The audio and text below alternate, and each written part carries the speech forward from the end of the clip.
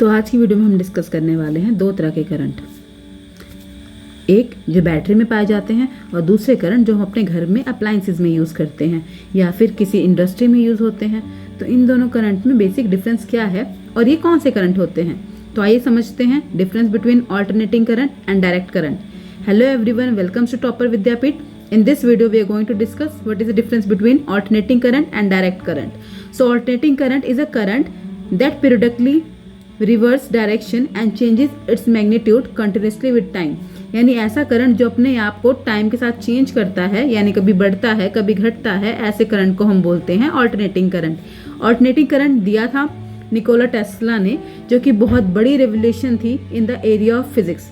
इससे पहले सिर्फ हमें डायरेक्ट करंट नोन था, जो कि बैटरी से फाउंड होता था, और डायरेक्ट करंट जो था वो यूनिडायरेक्शनल करंट था, यानी वो करंट वेरी नहीं करता था, एक ही डायरेक्शन में मूव करता था अगर हम कंपेयर करें टाइम के साथ। डायरेक्ट करंट जो था वो दिया था थॉमस अल्वा एडिसन ने, और उन्हीं से बल्ब जो थे वो काम करते थे।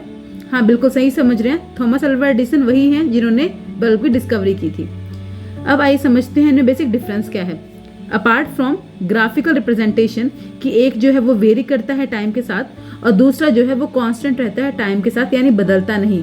अगर हम करंट की वैल्यू 2 एम्पियर माने तो थ्रू आउट द लाइफ उसकी वैल्यू 2 एम्पियर ही रहेगी अगर हम बात करते हैं डायरेक्ट करंट की। लेकिन जो ऑल्टरनेटिंग करंट है वो वेरी करता रहता है।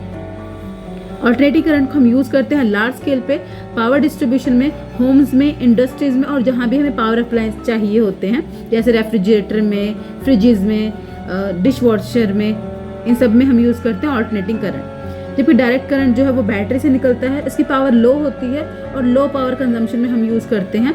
जैसे हमारे पास इलेक्ट्रॉनिक डिवाइसेस, यहाँ पे हम डायरेक्ट करंट यूज़ करते हैं, या फिर सेल फोन्स एक्सेट्रा में। अब ऑल्टरनेटिंग करंट और डायरेक्ट करंट में ये भी क्वेश्चन आता है कि इन दोनों में से कौन सा करंट ज़्यादा डेंजरस है। तो अगर हम बात करें, ऑल्टरनेटिंग करंट ज़्यादा डेंजरस होता है कंपेयर टू डायरेक्ट करंट, क्योंकि जो ऑल्टरनेटिंग करंट का नेचर है वो अट्रैक्टिव होता है, हमें वो अट्रैक्ट करके रखता है, इसलिए बहुत देर तक बॉडी से करंट पास करता रहता है, जिसकी वजह से डेथ भी हो सकती है। जबकि हम बात करें एसी करंट, डीसी करंट की, तो डीसी करंट जो है वो रिपल्सिव होता है, यानी उससे बस शॉक टाइप फील होता है और बॉडी को ज़्यादा इंजरी नहीं होती। एसी करंट क्योंकि बहुत लार्ज डिस्टेंस तक वेरी कर सकता है और हम ट्रैवल भी करा सकते हैं इसको लार्ज डिस्टेंस तक, इसलिए हम लोग एसी करंट को यूज़ करते हैं फॉर लॉन्ग ट्रांसमिशन के लिए।